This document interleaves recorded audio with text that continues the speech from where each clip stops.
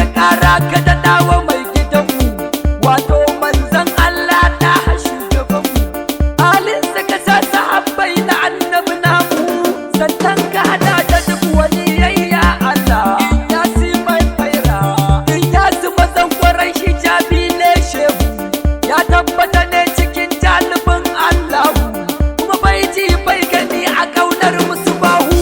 tsantsar zabaran so yake wa manzon Allah cika aiki ne shehu rahama ne a cikin gidan duniya mai ɗora masoya annaba a kan shiriya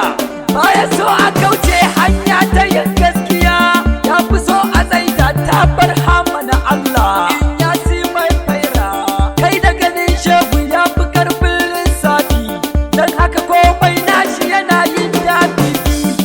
daki yake bi sunnar ɗaha na tsibi in ya su wani yin labar hama na Allah cika aiki ne shehu wasu na yada da awas a kan in yasi suna nuna bajinta amma ba ko sisi a so suke so a zo a biyo sa ai akasi mun akare da su shehu yana manzon Allah in yasi mai faira shehu kai muke so a so muka yo na so in yasi na Allah mai manzon Allah ka shehu kibrima hutu yi muna barka mai shek al-miskin na fati hadi tota in yes in yes in yes yes yes shin yes in yes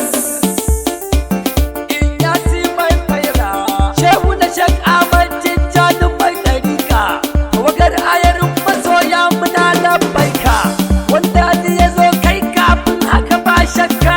ka kera mazaje in ya suka bin Allah cika aiki ne shehu san shehu yana a can ciki can na jikin